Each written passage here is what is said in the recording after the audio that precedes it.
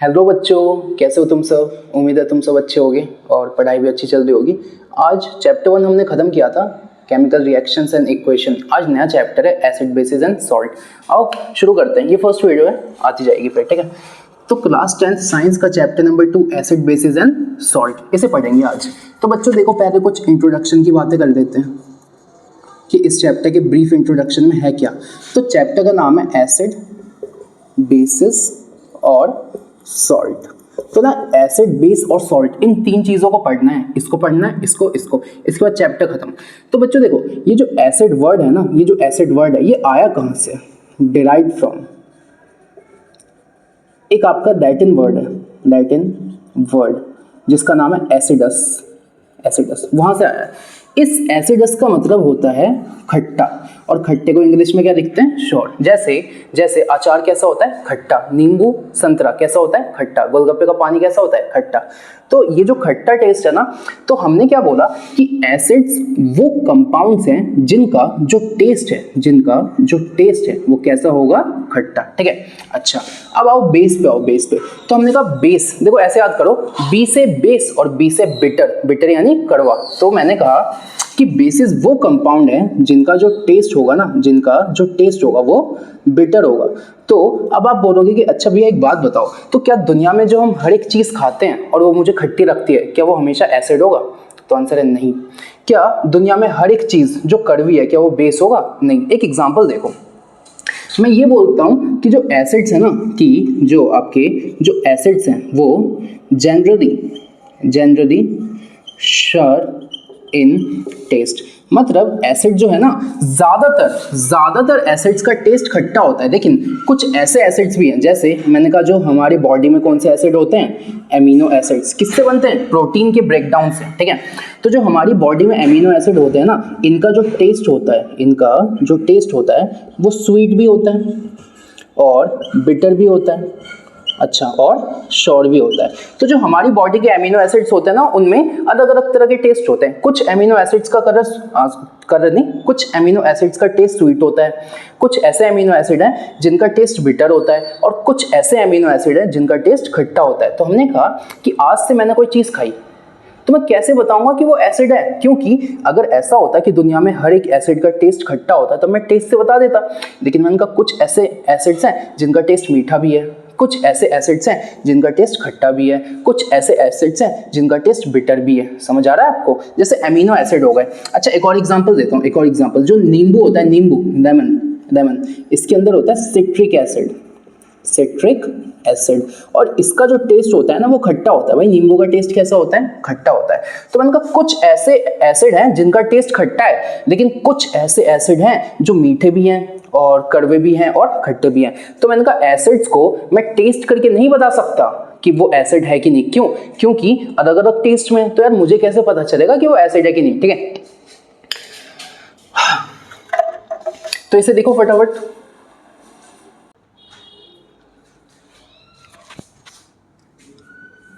ठीक है, तो बच्चों देखो, अभी तक हमने क्या बात की? हमने ये बात की कि जो एसिड्स हैं वो जनरली ज्यादातर कैसा टेस्ट होता है उनका? ज्यादातर टेस्ट कैसा होता है? श्योर। और अगर कोई पूछे इसका एग्जांपल दो, तो एग्जांपल देना सिट्रिक एसिड। और ये सिट्रिक एसिड आपको कहाँ मिलेगा? नींबू के अंदर। ये कैसा होता है? खट्टा। अच्छा, लेकिन इसके एक्सेप्शन है। एक्सेप्शन का मतलब होता है बच्चों कि मैंने कहा कि जो ज्यादातर एसिड्स है ना, वो खट्टे होंगे, लेकिन कुछ ऐसे एसिड्स हैं जो खट्टे नहीं हैं, कुछ ऐसे एसिड्स हैं जो खट्टे नहीं हैं। एग्जांपल देता हूं, जैसे मैंने कहा कॉफी। अब आप बोलोगे भैया हमारे स्कूल में तो ये बताया गया है कि जो कॉफी है वो बेस है, तो गलत बताया गया है। कॉफी जो है ना, कॉफी एक एसिड, आपका कॉफी एक क्या है? एसिड। पता है कॉफी एसिड क्यों है? क्योंकि कॉफी के अंदर दो एसिड्स हैं। एक का नाम है कैफिक एसिड और दूसरे का नाम है क्विनिक एसिड। समझ आया? कॉफी एसिडिक है क्यों? क्योंकि इसके अंदर दो एसिड हैं, एक का नाम है कैफिक एसिड और एक का क्या नाम है? क्विनिक एसिड। लेकिन कॉफी का टेस्ट बताओ तो कैसा होता है, तो आप बोलोगे खट्टा नहीं होता, कड़वा होता है। तो कॉफी का टेस्ट कैसा है, बिटर। तो मैंने कहा ज्यादातर एसिड्स खट्टे होते हैं, लेकिन कुछ ऐसे एसिड भी हैं जिनका टेस्ट बिटर है, फॉर एग्जांपल कॉफी। दूसरा कुछ ऐसे एसिड्स भी हैं जिनका टेस्ट खट्टा भी है, मीठा भी और कड़वा भी है। तो मैंने कहा जैसे हमारी बॉडी में होते हैं एमिनो एसिड्स, एमिनो बोल रहा हूँ, इस ए के आगे के मत लगा देना, कुछ और बन जाएगा। एमिनो एसिड्स, इनका जब टेस्ट होता है ना, तो कुछ ऐसे एमिनो एसिड्स हैं जो कि मीठे हैं, कुछ ऐसे एमिनो एसिड्स हैं जो खट्टे हैं, और कुछ ऐसे एमिनो एसिड हैं जो कड़वे हैं। ठीक है, तो मीठे, खट्टे, कड़वे, स्वीट, श्योर, बिटर। तो मैंने कहा देखो एसिड्स ना खट्टे भी हैं, कड़वे भी हैं, और कुछ ऐसे हैं जो तीनों ही हैं। तो मैंने कहा on the basis of taste मैं ये नहीं बता सकता कि कोई भी कंपाउंड एसिड है कि नहीं। क्यों? क्योंकि कोई एक कलर है ही नहीं। इसे नोट करो, हो गया, इसे मिटा दूं। ठीक है,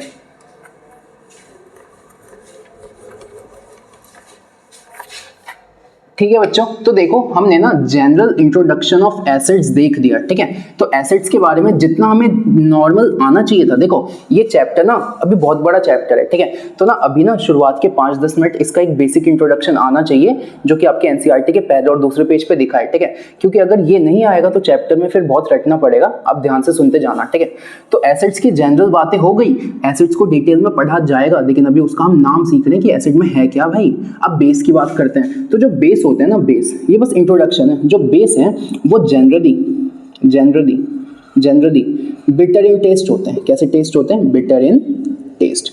अच्छा, कभी कोई आपसे पूछे जरा बेस का एग्जांपल तो दो, तो आपने देना है NaOH और इसका नाम है कॉस्टिक सोडा। इसका क्या नाम है? Caustic soda. अच्छा, इसका केमिस्ट्री में केमिकल नेम क्या होगा? तो Na से होता है सोडियम और OH से क्या होता है? हाइड्रोक्साइड। तो इसका केमिस्ट्री वाला नाम क्या हो गया? Sodium hydroxide. ठीक है बच्चों, बेस से देखिए ना एक और क्वेश्चन आता है कि बेस का अपीयरेंस कैसा है। बेस का अपीयरेंस कैसा है कि ना, बेस का अपीयरेंस मतलब उसका टेक्सचर कैसा है। क्वेश्चन आपके एनसीईआरटी ये कहती है कि क्या आपने कभी बेसिस को टच किया है? तो मैंने कहा अगर ये मार्कर एक बेस होता ना, आपने साबुन को टच किया है, साबुन एक बेस है, तो साबुन का टेक्सचर, उसका सरफेस कैसा है? सोपी। मतलब जब साबुन को आप देते हो तो हाथ से स्लिप होता है कि नहीं होता? तो जो बेस है जब आप उसको टच करोगे ना तो आपके हाथ से स्लिप होगा, इसको कहते हैं सोपी टेक्सचर। तो कभी भी इसकी अपीयरेंस या फिर कभी आपने इसको टच किया होगा ना, तो आप बोलोगे कि ना इसका एक सोपी टेक्सचर है। कैसे टेक्सचर है? सोपी। इसका मतलब है slippery to touch. Slippery to touch मतलब जब भी आप बेस को टच करोगे ना तो उसका टेक्सचर सोपी है, स्लिपरी टू टच। ठीक है, तो बच्चों यहाँ से अभी तक हमने सीखा कि जो एसिड्स होते हैं वो जनरली खट्टे होते हैं, लेकिन मीठे भी हो सकते हैं और बिटर भी हो सकते हैं। बेस जो होते हैं वो जनरली बिटर होते हैं। तो मैंने कहा यार अगर मेरे को कोई कंपाउंड टेस्ट करना है, ठीक है, अगर मेरे को कोई कंपाउंड टेस्ट करना है तो मैं कैसे बताऊंगा कि क्या एसिड है और क्या बेस है? यहाँ पे कंफ्यूजन है।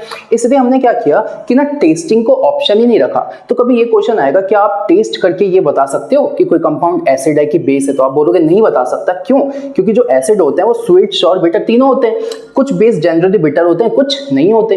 तो मैंने कहा टेस्ट के बेसिस पे तो मैं बता ही नहीं सकता। तो कभी भी ये क्वेश्चन आए, कभी भी आपका ये क्वेश्चन आए कि बताओ जरा कि क्या आप टेस्ट करके बता सकते हो कि जो कोई भी जो एसिड है, कोई भी जो एसिड है या बेस है वो क्या है? मैंने कहा इसके अंदर क्या है? मैंने कहा इसके अंदर क्या है? तो आप बोलोगे पता नहीं क्या है। मैं बोलूंगा जरा पी के तो देखो, जरा पी के तो देखो, और ये पी के ना खट्टा खट्टा लगा। आपने कहा खट्टा एसिड होगा। मैंने कहा नहीं, जरूरी थोड़ी है, एसिड तो मीठा भी हो सकता है, एसिड तो कड़वा भी हो सकता है। तो आपने कहा टेस्ट करके तो नहीं बता सकता। तो आप बोलोगे अच्छा कड़वा लग रहा है, बेस होगा। नहीं, हमेशा बेस कड़वा नहीं होता, कुछ मीठे भी होते हैं, है ना, कुछ खट्टे भी होते हैं। तो मैंने कहा देखो आप बताओगे कैसे? तो मैंने कहा टेस्ट करके तो आप बता ही नहीं सकते। तो testing is not an option. जो टेस्टिंग है ना, testing not an option to identify acids and bases. ठीक है, तो मैंने कहा ठीक है टेस्ट करके नहीं बता सकता, क्या आप उसको टच करके बता सकते हो कि अगर किसी सब्सटेंस को टच करोगे तो क्या आप टच करके बता सकते हो कि कोई एसिड है कि बेस? तो आपने कहा touch is not option, touching is also not an option. अब आप बोलोगे भैया चलो टेस्ट का तो समझ गए, इसका क्यों? पता है इसका रीजन क्या है कि जो कुछ एसिड्स होते हैं ना, सम एसिड्स और bases are highly corrosive in nature, are highly corrosive in nature. इसका पता क्या मतलब है? जैसे HCl, आपने कोई मूवी देखी होगी, चेहरे पे तेजाब फेंक देता है, कुछ भी ऐसा है, तो HCl वगैरह कुछ ऐसे एसिड्स होते हैं। मैं बोलूँगा जरा, मैंने कहा इसमें ना HCl है, तो आपने कहा हम नहीं मानते। मैंने कहा लाओ जरा हाथ लाओ, जरा मैं थोड़ा हाथ पे डाल के देखता हूँ। तो आप बोलोगे भैया हम हाथ नहीं ला सकते क्योंकि हाथ जल जाएगा। मैंने कहा तुम्हें कैसे पता? क्योंकि भैया हमें पता है कि जो एसिड होते हैं ना वो हाथ को जला देते हैं, तो कुछ ऐसे बेस होते हैं जो हाथ को जला देते हैं। तो हमने कहा कुछ ऐसे एसिड और कुछ ऐसे बेस होते हैं ना जो कि कोरोसिव इन नेचर होते हैं। कोरोसिव इन नेचर का मतलब होता है कि जिस भी सरफेस पे इनका कांटेक्ट आएगा ना उस पे ये बर्निंग जलाने का एहसास कराएंगे। तो produce a burning sensation on surface. जिस भी सरफेस पे जाएंगे ना वहां पे ये बर्निंग सेंसेशन को प्रोड्यूस करेंगे। समझ रहे हो? तो मैंने कहा बच्चों यहां से अभी तक इस चैप्टर के बेसिक इंट्रोडक्शन में आपने ये समझा कि एसिड्स जो होते हैं वो श्योर इन टेस्ट होते हैं, मीठे भी हो सकते हैं, खट्टे भी हो सकते हैं, कड़वे भी हो सकते हैं। बेस कड़वे भी हो सकते हैं, किसी और टेस्ट में भी हो सकते हैं। बेस का जो टेक्सचर है वो सोपी होता है, तो टच करके नहीं बता सकते। टच करके इसलिए नहीं बता सकते क्योंकि वो दोनों हाईली कोरोसिव होते हैं। भाई हमें क्या पता कि हमारा हाथ जल जाएगा, है ना? ये भी तो हो सकता है। तो मैंने कहा टेस्ट भी नहीं कर सकते, टच भी नहीं कर सकते। तो मैंने कहा अगर चैप्टर का नाम है एसिड बेसिस एंड सॉल्ट, तो आप कैसे आइडेंटिफाई करोगे कि कोई भी सब्सटेंस एसिड है या कोई भी सब्सटेंस बेस है? तो इसके लिए केमिस्ट्री ने हमारे को दिए इंडिकेटर्स। तो इंडिकेटर्स वो केमिकल सब्सटेंस है केमिस्ट्री के अंदर जो कि आपको बिना टेस्ट या बिना टच किए, आपके बिना टेस्ट या टच किए किसी सब्सटेंस के बारे में ये बता देंगे कि ये जो है ये एसिड है कि बेस है। समझे? तो उसको हम कहते हैं इंडिकेटर्स। तो उसके बारे में देखेंगे अब बच्चों। अब जरा ध्यान से देखना, अभी तक हमने देखा कि ना टेस्ट कर सकते हैं ना टच कर सकते हो। तो एसिड और बेसिस को आइडेंटिफाई करने के लिए टेस्ट भी नहीं कर सकते, टच भी नहीं कर सकते। तो केमिस्ट्री के अंदर कुछ ऐसे इंडिकेटर्स का मतलब होता है, मैंने कहा मार्कर कहाँ है, मार्कर कहाँ है? तो आप बोलोगे देखो भैया मार्कर यहाँ है, तो मैं इस उंगली से इंडिकेट कर रहा हूँ ना कि मार्कर यहाँ है ना? तो इस उंगली को मैंने कह दिया इंडिकेटर। मैंने कहा बोर्ड कहाँ है, बोर्ड और उंगली कहाँ है, पीछे की तरफ। यानी ये उंगली क्या इंडिकेट करती है कि बोर्ड पीछे। वैसे ही केमिस्ट्री में कुछ ऐसे इंडिकेटर्स हैं जो कि इंडिकेट कर देंगे, इशारा कर देंगे कि भाई ये जो एसिड है ये बेस है। अब वो देखेंगे कैसे। तो मैं कहता हूँ केमिस्ट्री के अंदर कुछ ऐसे इंडिकेटर्स होते हैं जो बता देंगे कि कोई भी सब्सटेंस एसिड है या बेस है। समझ आया? तो इनको हमने कहा एसिड बेस इंडिकेटर्स। तो अगर इसकी डेफिनेशन आती है तो मैं ये नहीं लिख सकता केमिस्ट्री के अंदर कुछ ऐसे केमिकल सब्सटेंस, केमिकल कंपाउंड्स हैं जो कि इंडिकेट कर देंगे कि कोई सब्सटेंस एसिड है या बेस। तो मैं ऐसे लिख सकता हूं in chemistry there are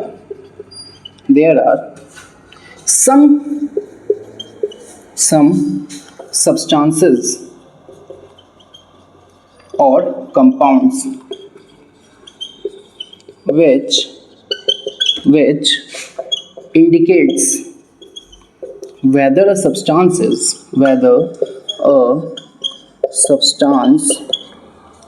is acid or base। Chemistry के अंदर कुछ ऐसे सब्सटेंस या ऐसे कंपाउंड हैं जो कि इंडिकेट करते हैं कि कोई भी सब्सटेंस या एसिड है या बेस है। ठीक है? तो मैंने कहा देखो जो एसिड बेस इंडिकेटर्स होते हैं ना वो दो तरह से इंडिकेट करते हैं। एक एसिड बेस इंडिकेटर को मैं कहता हूं कलर बेस्ड इंडिकेटर्स। क्या बोलता हूं? Colour based indicators. इसका पता क्या मतलब है बच्चों? नाम में देखो क्या लिखा हुआ है, कलर। तो मैंने कहा ये कुछ ऐसे इंडिकेटर्स होंगे जो कि एसिड और बेस के कांटेक्ट में आने पे ना कलर चेंज कर देंगे। अब मैंने किताब में लिख दिया कि अगर ये जो तुम्हारा ये जो इंडिकेटर है ये जब रेड से ब्लू हो गया ना तो तुम समझ लेना कि ये चीज बेस है। तो मैंने कहा कि मैं एक पेपर को देके आया और पेपर अभी रेड कलर का है, मैं इसके पास लेके गया, इसके पास, और इसमें मैंने डुबा दिया। ठीक है भाई, मैं उंगली नहीं टच की, मैंने इसमें डुबा दिया। तो मैंने कहा पेपर रेड था अभी ब्लू हो गया, रेड था अभी क्या हो गया, ब्लू। और बुक कहती है, किताब कहती है कि अगर वो पेपर, सुनना एग्जांपल है ये, अगर वो पेपर रेड से ब्लू हो गया इसका मतलब ये बेस है। तो मैंने कहा ना मैंने इसको टच किया ना मैंने इसको टेस्ट किया, सिर्फ मैं पेपर इसको इसमें डुबाया, मैंने कहा पेपर रेड से ना ब्लू हो गया, और किताब कह रही है कि अगर तुम्हारी पेपर रेड से ब्लू हो गई तो ये कंपाउंड बेस है। तो बिना टच बिना टेस्ट के मैंने बता दिया ना कि ये जो कंपाउंड है ये बेस है। इसको कहता हूँ इंडिकेटर्स। तो मैं कहता हूँ दो तरह के होते हैं, एक होते हैं कलर बेस्ड इंडिकेटर्स और एक होते हैं smell based indicators. Smell based indicators, ठीक है, स्मेल बेस्ड इंडिकेटर्स। बच्चों जो स्मेल बेस्ड इंडिकेटर्स होते हैं ना, ये होते हैं विजुअली इम्पेयर्ड स्टूडेंट्स के लिए, जिन पे थोड़ी सी मतलब ऐसा समझ लो आप कि ऐसे बच्चे जिनको भगवान ने, मतलब ऐसा नहीं बोलना चाहिए, मतलब ऐसे बच्चे जो जिनकी आंखों से ब्लेसिंग नहीं है, मतलब जो आंखों से नहीं देख पाते, ऐसे बच्चों के लिए है smell based indicators, visually impaired students, ठीक है, उन बच्चों के लिए है स्मेल बेस्ड इंडिकेटर्स। और ये जो स्मेल बेस्ड इंडिकेटर्स है ना, इसका एक नाम है ऑल्फैक्टरी इंडिकेटर्स। क्या नाम है इसका? Olfactory indicators. समझ आया? तो बच्चों दो तरह के इंडिकेटर्स होते हैं, एक वो जो कि अपना कलर चेंज करेंगे और एक वो जो अपना स्मेल चेंज करेंगे, ठीक है। अब एक एक करके देखेंगे, पहले हम कलर बेस्ड इंडिकेटर्स को देखेंगे, फिर ऑल्फैक्टरी इंडिकेटर्स को देखेंगे, ठीक है। अब बच्चों देखो, मैंने अभी आपको बताया कि जो इंडिकेटर्स होते हैं अपने दो तरह के होते हैं, एक होते हैं जो कि कलर को चेंज करते हैं और एक होते हैं जो स्मेल को चेंज करते हैं। वो इंडिकेटर्स जो कि एसिड और बेस के कांटेक्ट में आने पे अपने कलर को चेंज करके ये इंडिकेट कर दें कि ये जो सब्सटेंस है ये एसिड है कि बेस है। जैसे मैंने कहा ये एक सब्सटेंस है, ये एसिड है कि बेस है, आज ये बहुत काम आ रहा है, ये एक सब्सटेंस है जो कि एसिड है या बेस है नहीं पता, तो मैं एक इंडिकेटर को इसके पास लेके गया और उसने अपना कलर चेंज कर दिया, और मैंने कहा अगर इसने कलर चेंज कर दिया, फिर मैंने किताब में देखा इस चेंज ऑफ कलर का मतलब क्या है, तो उसने कहा जब ये वाला कलर चेंज होगा ना तो एसिड है, और ये वाला होगा तो बेस है। तो मैंने कहा अच्छा ये वाला हुआ है, अच्छा एसिड है, अच्छा ये हुआ है, अच्छा बेस है, इसे कहते हैं कलर बेस्ड इंडिकेटर्स, ठीक है। तो बच्चों देखो आपकी बुक में 5 तरह के कलर बेस्ड इंडिकेटर है। पहले का नाम है लिटमस सॉल्यूशन, लिटमस पेपर नहीं है, स्कूल में सीधा लिटमस पेपर पढ़ा दिया होगा, लेकिन कोई बात नहीं, यहाँ पे अच्छे से पढ़ना, लिटमस सॉल्यूशन। दूसरे का नाम है टर्मरिक पेस्ट, जो हल्दी का पेस्ट होता है अपना। तीसरा हाइड्रेंजिया फ्लावर, ये फ्लावर्स होते हैं एक तरह के, फ्लावर का कलर। चौथा फिनोल्फथेलीन, नाम कैसे पढ़ोगे देखो, फिनोल्फथेलीन, ठीक है, और ये है मीथाइल ऑरेंज, ठीक है। अब बच्चों सबसे पहले ना लिटमस सॉल्यूशन को समझो। तो ये जो आपकी जो एनसीईआरटी है उसमें जो एसिड बेसिस एंड सॉल्ट का पहला पेज है ना, उस पहले पेज के सबसे नीचे एक येलो कलर का बॉक्स बना है, उसमें लिखा हुआ है, इसके बारे में पढ़ लेना। लिटमस सॉल्यूशन जो है वो एक प्लांट से आता है, जिस प्लांट का नाम है लाइकेन। प्लांट का क्या नाम है? लाइकेन, ठीक है। ये एक ऐसा प्लांट है, जब लाइकेन प्लांट को लिया जाता है और उसको स्क्वीज करके उसका रस निकाला जाता है, और उसके रस को मान लो कि मैंने लाइकेन प्लांट को लिया, उसको स्क्वीज किया, उसका रस निकाल के इसमें डाल दिया, और उसमें मैंने थोड़ा पानी मिक्स कर दिया, तो मैंने कहा अब जो इसके अंदर है ना, उसको मैंने कहा लिटमस सॉल्यूशन। क्या बोला मैंने उसको? Litmus solution. और उसका जो जनरली कलर होता है ना, इस लिटमस सॉल्यूशन का जो जनरली कलर होता है वो होता है पर्पल। क्या कलर होता है? पर्पल। समझ आया? तो बच्चों अब एक चीज ध्यान रखना, एक चीज कि नेचुरली जो कलर होता है ना, अब यहाँ क्या लिख दिया, तो न्यूट्रल, एसिडिक और बेसिक का क्या मतलब है, तो मैंने कहा वो जगह जहां पे एसिड है तो उसको मैंने कहा एसिडिक मीडियम, वो जगह जहां पे बेस है उसको मैंने कहा बेसिक मीडियम, और वो जगह जहां पे एसिड और बेस कुछ भी नहीं है उसको मैंने कहा न्यूट्रल मीडियम। अब बच्चों कभी एग्जाम में तुम्हारे क्वेश्चन है कि न्यूट्रल मीडियम का मतलब क्या होगा, तो दो ऑप्शन है, दो क्वेश्चन पूछता हूं, ध्यान से सुनना। न्यूट्रल मीडियम का क्या ये मतलब है कि वहां पे ना एसिड है ना बेस है, या फिर न्यूट्रल मीडियम का ये मतलब है कि जितना एसिड है उतना ही बेस है। तो आप बोलोगे न्यूट्रल मीडियम का ये मतलब है कि जितना एसिड है उतना ही बेस है, उसे न्यूट्रल कहते हैं। समझे? ठीक है। तो मैंने कहा देखो जो इसका नेचुरली कलर होगा न्यूट्रल में भी वही कलर होगा, तो मैंने कहा कि ये जो आपका लिटमस सॉल्यूशन है ना, वो न्यूट्रल में भी कैसा रहेगा? पर्पल। समझ गए? लेकिन बच्चों जब इस लिटमस सॉल्यूशन में आप एसिड मिक्स कर दोगे, मान लो ये लिटमस सॉल्यूशन है पर्पल कलर का, और मैंने ऊपर से कुछ ड्रॉप्स डाली, और मैं जानना चाहता हूँ ये ड्रॉप एसिड है कि बेस, तो जैसे मैंने ऊपर से ड्रॉप डाली ना, इसका कलर चेंज होगा। तो जो एसिडिक मीडियम है ना, इसका पहले क्या कलर था? पर्पल, लेकिन अब इसका कलर हो जाएगा रेड।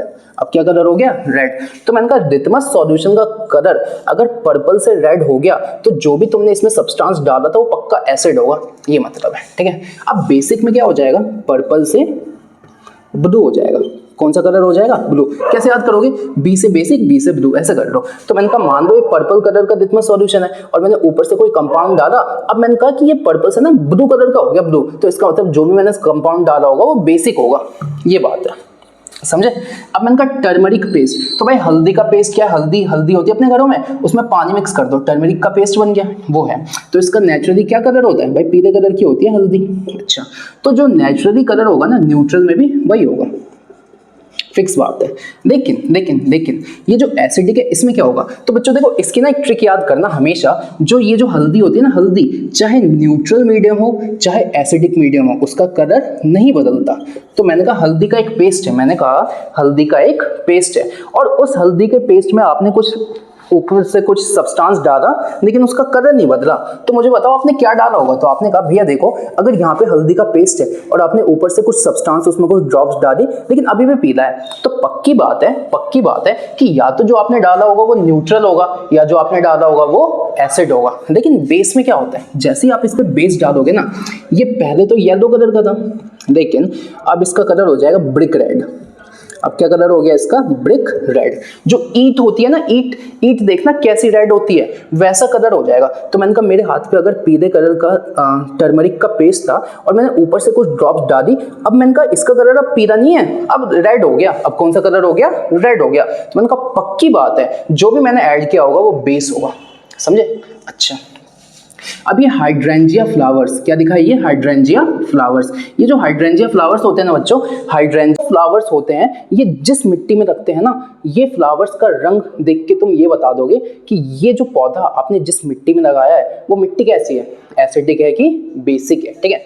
तो मैंने कहा ये जो हाइड्रेंजिया फ्लावर्स होते हैं ना, फ्लावर से तो कोई कलर भी होगा, तो जो इनका नेचुरली कलर होता है वो होता है नीला। किस कलर के होते हैं, ब्लू कलर के। तो चाहे न्यूट्रल मीडियम हो चाहे एसिडिक मीडियम हो, इनका कलर क्या रहता है, ब्लू ही रहता है। लेकिन जैसे बेसिक मीडियम की बात आएगी ना, तो जो इनका कलर है वो ब्लू से चेंज होके पिंक हो जाता है, ब्लू से चेंज होके क्या हो जाता है, पिंक हो जाता है। तो मैंने कहा हाइड्रेंजिया फ्लावर का कलर है ब्लू।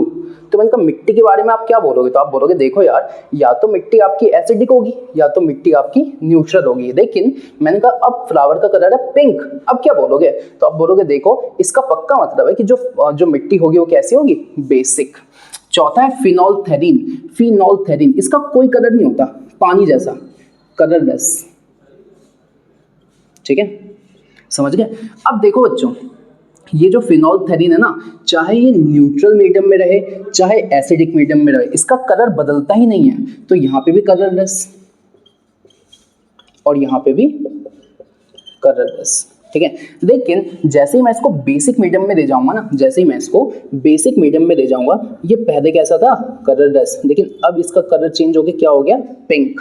तो मैंने कहा एक फिनोल्थेरिन था, मैंने कहा इसके अंदर फिनोल्थेरिन है पानी जैसा, और उसके ऊपर मैंने कुछ ड्रॉप्स डाले, ड्रॉप्स डालने के बाद भी इसका कलर नहीं बदला। इसका मतलब जो मैंने डाला होगा ना, या तो वो न्यूट्रल होगा या तो वो एसिडिक होगा। लेकिन मैंने ड्रॉप्स डालता गया, अब इसका कलर ना पिंक हो गया, तो पक्की बात है जो मैंने ऐड किया होगा वो क्या होगा, बेस होगा, ठीक है। आगे चलो, ये जो मिथाइल ऑरेंज है, नाम से ही पता चल रहा है इसका क्या कलर होगा, ऑरेंज। तो बच्चों जो ऑरेंज यहाँ है वही यहाँ लिख दो, तो न्यूट्रल में भी कौन सा कलर होगा, ऑरेंज। लेकिन अब अगर मैं मिथाइल ऑरेंज का कलर है ऑरेंज, लेकिन जैसे मैं उसमें एसिड ऐड करूंगा ना, तो ये ऑरेंज से रेड हो जाएगा, ऑरेंज से क्या हो जाएगा, रेड। लेकिन अगर मैं उसमें बेस ऐड करूंगा तो ये ऑरेंज से ब्लू हो जाएगा, ऑरेंज से क्या हो जाएगा, ब्लू, ठीक है। तो एक बार फटाफट इसे देखो, ठीक है बच्चों। अब आगे चलेंगे। देखो अभी तक हमने इंडिकेटर्स, वो वाले इंडिकेटर्स देख दिए जो कि कलर को चेंज करते हैं। अब हम वो इंडिकेटर्स देखेंगे जो कि स्मेल को चेंज करते हैं, और स्मेल को ओडर कहते हैं, ओडर को चेंज करते हैं, ठीक है बच्चों। वापस सुनना, जो कलर बेस्ड इंडिकेटर्स थे ना, वो उन स्टूडेंट्स के लिए बेनिफिशियल होते हैं जिन पे आईज है, क्योंकि वो चेंज इन कलर को आंखों से देख सकते हैं। लेकिन वो स्टूडेंट्स जिनकी आंखों की कुछ प्रॉब्लम है या जो भी है, ठीक है, तो ऐसे स्टूडेंट्स जो कि विजुअली इंपेयर्ड हैं, जो ब्लाइंड बच्चे हैं, वो कैसे इनको कैसे समझें। तो इन बच्चों के लिए या फिर जो इन साइंटिस्ट हैं, इनके लिए बनाया गया आपका ये ऑल फैक्टरी इंडिकेटर्स, ठीक है। तो कभी क्वेश्चन आए ऑल फैक्टरी इंडिकेटर्स किन बच्चों के लिए या किन लोगों के लिए, ठीक है, तो विजुअली इंपेयर्ड या फिर ब्लाइंड लोगों के लिए, ठीक है। अच्छा, अब इसमें क्या होता है, तो देखो सबसे पहले बच्चों देखो क्या होता है कि ना, जैसे ये कपड़ा है आपका, ठीक है, तो ये कपड़ा है आपका, कॉटन क्लॉथ है, ठीक है। इसमें एक प्याज लेना, प्याज इसमें लपेट के ऐसे बंद करके इसको ना फ्रिज के फ्रीजर में रख दो, रात में रख दो, सुबह निकालना। अब आप इसको सुबह निकालोगे, प्याज इससे हटाओ, तो इसमें से ना एक हल्की प्याज की स्मेल आएगी, ठीक है। तो मैंने कहा अब इस कपड़े में प्याज की स्मेल है, तो इसका नाम है अनियन ओडर्ड क्लॉथ स्ट्रिप। कपड़े का वो टुकड़ा जिसमें अनियन की स्मेल आ रही है, अनियन की ओडर आ रही है, ठीक है। अच्छा, ये है पहला। दूसरा जो आपका इंडिकेटर है उसका नाम है वेनिला एसेंस। याद है आप लोग वेनिला आइसक्रीम खाते होंगे, आप लोग वेनिला आइसक्रीम खाते होगे तो उसकी स्मेल वेनिला एसेंस। तीसरा क्लोव ऑयल, जो लौंग नहीं होता, लौंग जो सर्दियों में हमारी मम्मी देती है ना, लौंग वगैरह, तो ये इसको कहते हैं क्लोव ऑयल, उसका तेल, ठीक है। तो इन तीनों के अंदर कुछ ना कुछ स्मेल तो है, इसके अंदर भी स्मेल है, ठीक है, इसके अंदर भी कुछ ना कुछ स्मेल है और इसके अंदर भी कुछ ना कुछ स्मेल है। यानी ये तीनों ऐसे इंडिकेटर्स हैं ना जिनमें स्मेल में कुछ चेंज आएगा। तो बच्चों जरा ध्यान से समझना, चाहे चाहे चाहे आप इस कपड़े पे, जो अनियन का कपड़ा था जिसमें अनियन की स्मेल आ रही है, अगर आपने इसके ऊपर एसिड फेंका, अगर आपने इसके ऊपर एसिड के ड्रॉप्स डाले और थोड़ी देर बाद आप इसको स्मेल करोगे ना, तो एसिड का मतलब जो प्याज का स्मेल पहले भी आ रहा था अब भी आएगा। सेम ऐसे ही ये जो वेनिला एसेंस है, इस पे आपने एसिड के ड्रॉप्स डाले तो पहले भी वेनिला की स्मेल आएगी, बाद में भी आएगी। ये जो क्लोव ऑयल है, इसकी स्मेल जो पहले थी ना एसिड में डालने के बाद, अभी भी वही स्मेल है। तो मैंने कहा इन तीनों की जो स्मेल है ना, वो जब आप मतलब इन तीनों पे एसिड को डालोगे ना, तो इनकी स्मेल में कोई चेंज नहीं आएगा। तो क्या मैं सीधा नहीं कह सकता कि जो इनकी स्मेल है वो रिटेन रहेगी, इनकी स्मेल क्या होगी, रिटेन। तो बच्चों मैं कभी ये क्वेश्चन पूछूं या कहीं कोई पूछे कि अनियन ऑर्डर्ड क्लोथ स्ट्रिप के ऊपर आपने ना एक कंपाउंड एक्स को डाला, लेकिन इसका स्मेल पहले भी था अब भी है, तो ये कंपाउंड एक्स क्या है, तो ये कंपाउंड एक्स पक्का एसिड होगा। क्यों? क्योंकि इन तीनों का जो स्मेल है ना वो एसिड में बदलता ही नहीं है, समझ गए। अच्छा, अब बेस में देखो, तो बच्चों देखो एसिड में इनकी स्मेल नहीं बदलती, लेकिन बेस में क्या होगा, बेस में क्या होगा, तो जैसे ही मैंने इस कपड़े पे थोड़ा सा बेस डाला ना और थोड़ी देर बाद मैंने स्मेल किया, तो मैंने कहा प्याज की स्मेल चली गई। जैसे इस वेनिला एसेंस पे मैंने थोड़ा सा बेस डाला और थोड़ी देर बाद स्मेल किया तो वेनिला की स्मेल चली गई। इस क्लोव ऑयल पे मैंने थोड़ा सा बेस डाला, थोड़ी देर बाद स्मेल किया तो क्लोव ऑयल की स्मेल चली गई। तो एसिडिक मीडियम में इनकी स्मेल नहीं जाती, लेकिन बेसिक या जब बेस आता है तो इनकी स्मेल चली जाती है। तो मैं कहता हूं जो इनकी स्मेल है ना वो वैनिश हो गई, स्मेल वैनिशेस। तो कभी ये क्वेश्चन आए कि बताओ जरा इस अनियन ऑर्डर्ड क्लोथ स्ट्रिप पे हम ऐसा क्या डालें कि इसकी स्मेल ना जाए, एसिड डालो, ऐसा क्या डालें जो स्मेल चली जाए, बेस डालो। अच्छा, इस पे ना हमने कुछ डाला है जिससे इसकी स्मेल चली गई तो बेस होगा, इसमें हमने कुछ डाला है जिससे इसकी स्मेल नहीं गई तो वो एसिड होगा, समझे। तो बच्चों ये बेसिक इंट्रोडक्शन था इस चैप्टर का। अब इसकी बहुत सारी वीडियोस आएगी, ये मैंने आपको एनसीईआरटी के पहला, दूसरा और तीसरा पेज का बेसिक समझाया है आपको, ठीक है। और अब इसके बाद जो आएगा वो काफ़ी अच्छी है, ठीक है। तो आप इसे यहाँ तक अच्छे से देखो, अच्छे तक रिवाइज करो और जल्दी से नेक्स्ट वीडियो देके आऊँगा, तब तक के लिए पढ़ते रहिए। All the very best.